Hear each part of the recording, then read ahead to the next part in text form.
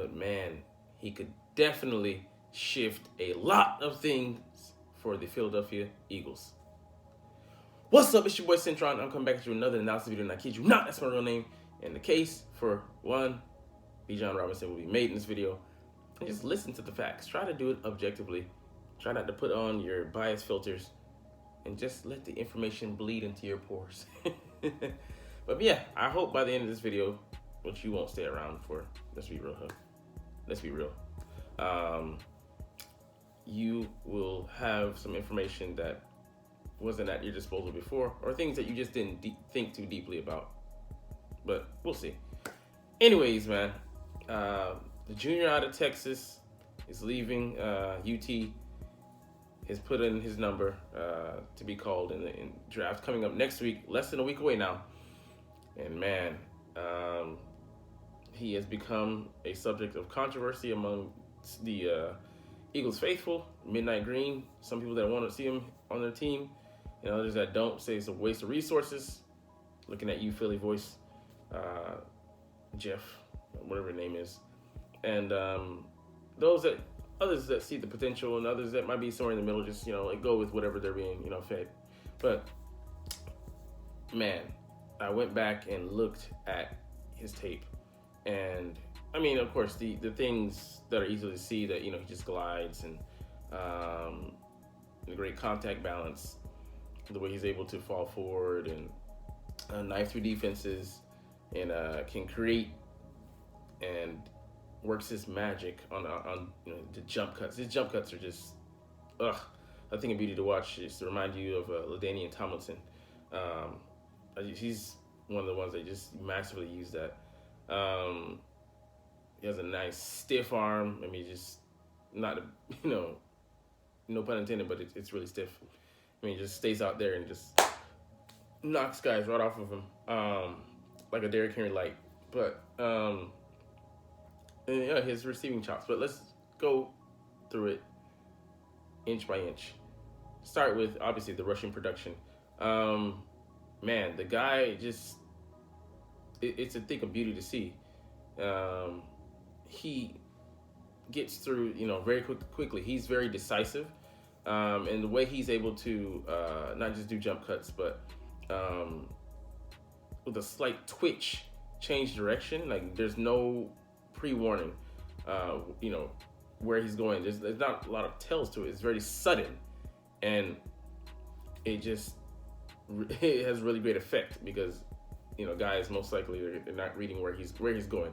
He's looking at where he wants to be in 2, 3, 4, 5 moves, and I mean, he's not gonna be able to get away with that in the pros, but he'll acclimate and he'll adjust. Once he gets to field, gets his feet wet, and gets the necessary amount of experience, because running back can be and most likely will be, especially for top guys, an immediate impact position where you can come in and just like that impact the team immediately. So I mean, it's scary how good he is at it, and he gets to the second level very, very quick. He gets up to his second gear like that, and when he sees, he believes what he sees, and when he makes a decision, there's no hesitation. He's going for it, like full head of steam, without slowing down. And like I said, he's able to make moves on the fly, like at 80% speed or mostly full speed, that other guys they stop and hesitate, wasted steps, and it's just a thing of beauty to watch, because it allows him to throw in that element of unpredictability, and by the time he's already got 6, 7, 8 yards, and then when he hits contact, man, it takes a couple guys to bring him down. Yeah, and pass pro as well. He is at the worst adequate. He knows how to at least get in the way, but he provides some pop. He's gotten better at it. He's not a finished product, because the positioning and his use of leverage could be better. He won't be able to get away with that skate on that in the NFL. But this is where we're banking on running back coaches and offensive coordinators, giving away the details to him and say, hey, you can get your feet up underneath here, your hand positioning, and make sure you don't, you do this to give you more leverage when pushing. So, I mean, he'll work out the fine details, and not too concerned about that. But I mean, yeah, he holds up very nicely, more so than I thought he would. And I was looking at the tape. Okay, well, he holds up better than I thought, but it's more so in the big time games, and then you're trying to protect against a pass rushing maven that he's gonna be really tested. And that guy's coming off the edge, and also confusing blitzes coming off the A gap, where they're also showing pressure elsewhere. We'll see how he fares at that in the NFL, but I'm not too worried about it. He'll grow and adjust definitely to the schemes and tricks that D coordinators and players use. But man, the receiving game, like people say that he's like Jamar Gibbs, but no, this guy is a natural receiver.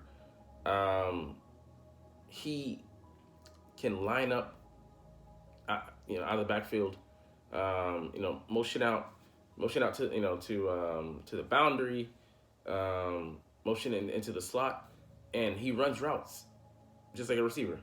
So he is a de facto receiver there. The shiftiness, like the little details, the stemming, the routes, he does all of that. Hands catcher. I've seen somewhere, like where he catches with his body, but I think it's more situational. And his quarterback is more skittish, so he's getting the ball to him like immediately, not giving him a lot of time or space to operate in. And he does what he does. He does what he does best. He can run wheel routes. He can run screens. He can he can run in any of the route tree that you need him to run. He can run those dagger routes. He ran a couple I saw, and just catching the ball away from his body and then bringing it in quickly. Yeah, he's excellent at that. Beating linebackers, beating DBs off the line of scrimmage, and then he's created a couple yards of separation just like a receiver. So like he changes the game for the Eagles in that concept. So you had multiple backs on the field. So Rashawn Johnson, another highly talented back, he came to UT as a quarterback with transition due to injuries, and became his caddy. So he they're in the backfield, and then they'll motion him out to the right side of the quarterback, or motion him into the to the slot, or motion him out to the boundary. So he's like in the X or the Z receiver's spot, and he can run a comeback. He can run double moves, slants, ins, goes. I mean, he's versatile.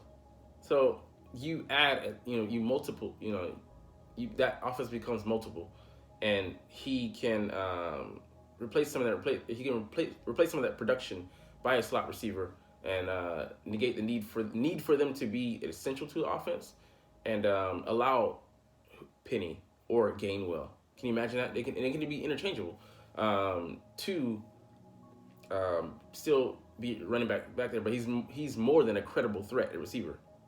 You have to pay attention to him, and just how seamless he is, how effortless his gait is. I mean, it's crazy, but he can add so much to the offense. And now he's like what he truly said to Howie Roseman, you're getting a difference maker, not just a running back. Truly is that. And it's crazy how folks want to boil it down to it just being like no. Howie chased after Christian McCaffrey very heavily, and the reason he did that because he saw him as a weapon to be used in our offense, to be deployed in stacked receiving sets. You can put him in those receiving sets as well to be used on. You can be used in gadgetry, reverses, and such. But man, his ability to create. So that's the thing. It separates him from a guy like Miles Sanders. He can create on his own, and that was with the adequate offensive line at Texas. Like, he can be used in the short yardage game, goal line packages, sparing some that punishment intended for Jalen Hurts, And yes, we're going to use him in the option, of course, but being able to use him in more of a traditional offense. I mean, he's gonna take, Jalen Hurts is gonna take hits when he keeps the ball, because he wouldn't be a credible threat if he couldn't run. But getting 5, 6, 7 a pop on those carries, and him being able to create, not go down at the first bit of contact. Not saying that Miles always did, but this guy, he needs to be game tackled, and therefore he shifts the focus of the offense, not just to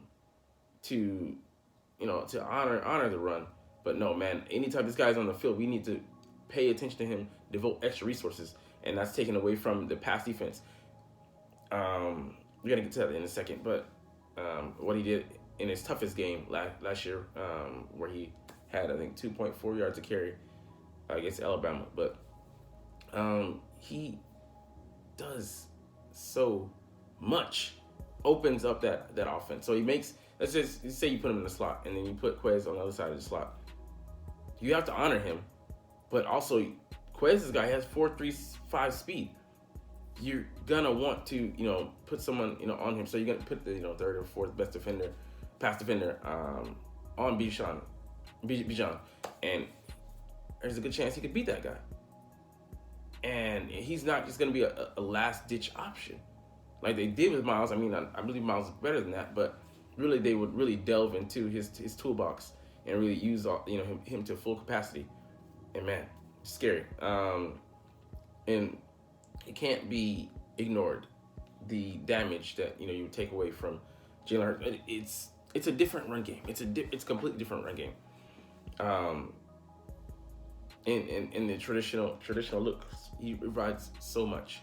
But yeah, it's crazy that people are not seeing the greatness of Bijan Robinson. They're just really looking at the positional confines.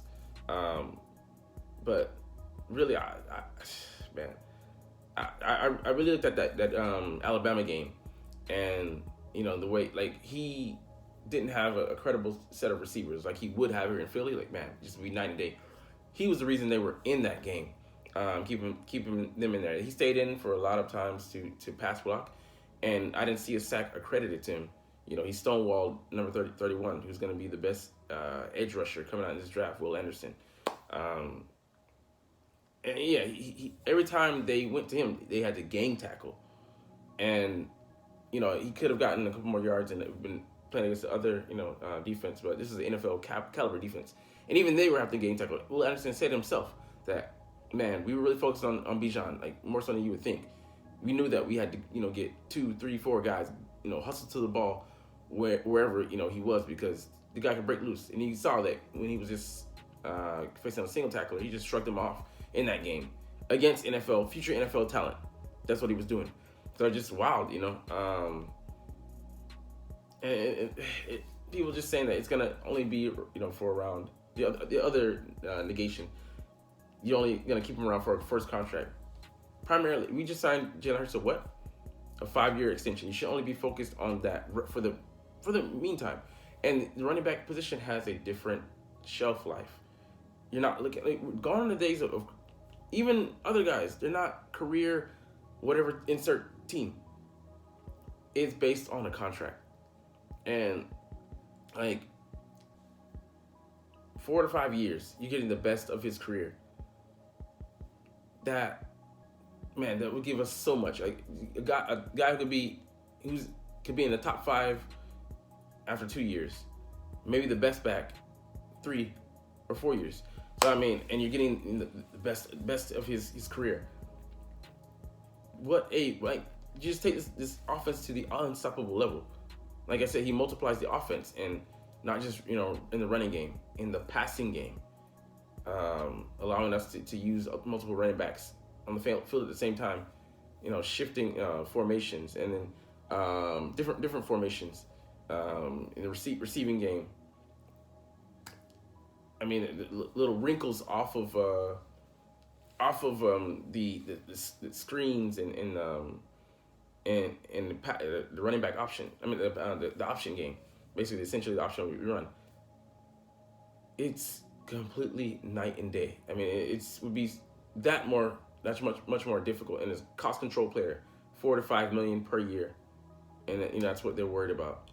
Like, you're giving Jalen Hurts another weapon in his offense, and also taking pressure off of him, giving you a guy that can, if he produces like that behind the UT line. Think about what he could do in the NFL with our O line, a top 5 O line in the league, if not the best, even with the departure of Isaac Seumalo.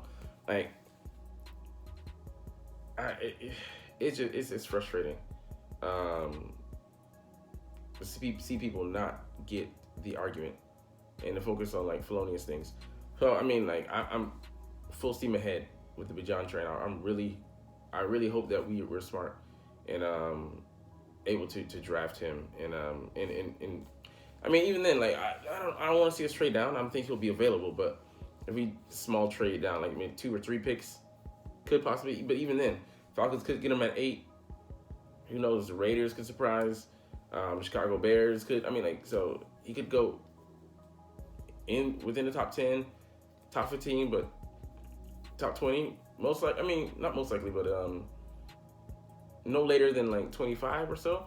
But it's touch and go, man, because this guy is a generational talent. Despite what people say, he adds that much to an offense, and just his contact balance and the guy his vision. I didn't even talk about his vision. He reads defenses so well and knows where to go, knows where to be. In the Alabama game, like, it was so inspiring to see him open up the doors for the offense to really move. And then I think he had a receiving touchdown again. He had a receiving touchdown against him. So, and he stepped up his game. Like, Jamar Gibbs did it in that very same game. He did against future NFL, compatriots. He's gonna, play against. He had a pirouetting reception that just said it all. Like, he is not going to be denied. Hard catch for a receiver to make, and him as a running back, natural hand, like beat the guy. He's like, I'm not gonna be used or like be able to exploit you guys in the running game. Hey, I'm gonna do it wherever I can in the receiving game. I think he had 6 or 7 receptions for like 74 yards, and it was just a thing of beauty to behold. But Bijan, man, sleep on him if you want, and just limit him to being a running back. But he is so much more than just that. All right, let's get to some things around the league, and then we'll shut it down. All right, man, this gambling scandal. Oh my goodness, this is you would think after a year of Calvin Ridley, who believes he can be a monster coming back now with the Jags. Man, you think guys would get the picture, get the idea through their skulls that you shouldn't do this.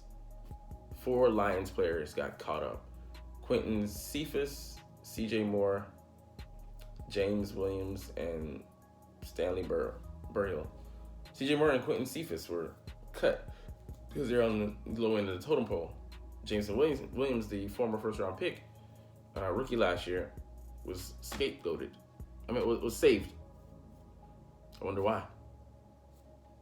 I mean, it doesn't take that much figuring out. He's first-rounder, pedigree, heavy investment, so you can't just, make an example of him.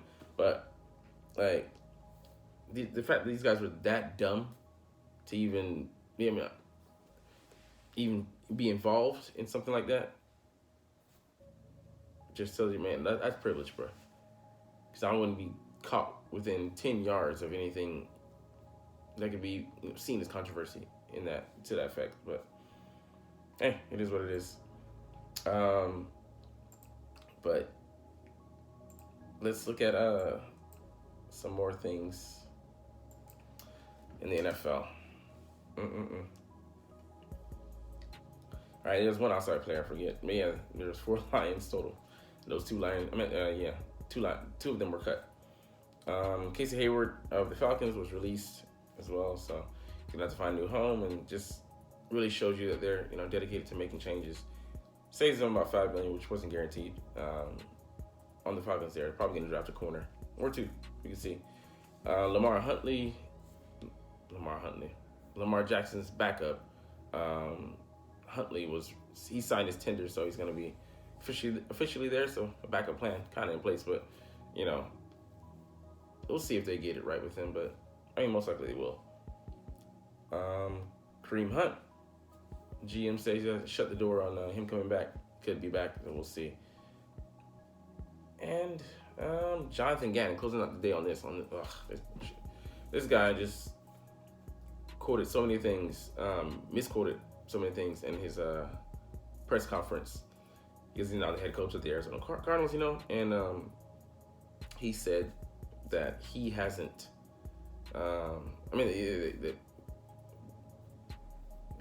Essentially, he didn't fuck up in the Super Bowl. Like he was saying that the Philly media is so tough to please, and it's tough, being interviewed by them and grilled and all that stuff. But I mean, hey, comes with the territory, the job. But yeah, he said, like, if my job is so easy to do, why don't you guys come out and do it? Just totally defensive. Saying we led the league at 30 sacks after week 9. We were 9-0. False. And he was basically saying that I couldn't do it. Like, I mean, I want to do my press conference after. No, you didn't. You disappeared. False. So I mean, he just was lying. Just further shows, him shirking accountability. And why I'm just glad he's out of here, and hopefully Sean Desai can provide better. But he just wasn't. He coasted on the player's talent, and we see the result. We see also like what kind of leader he is. But hey, says it all. Anyways, we're gonna get up out of here. That's it for me. Hopefully we get Bijan. We'll see you next week. Maybe lean in that direction. Anyways, as always, fly Eagles fly, and let's motherfucking go. Like, comment, share, subscribe if you Thanks for watching. Check me out at Cintron Anime, Cintron Life, or Cintron Laughs, or other social media.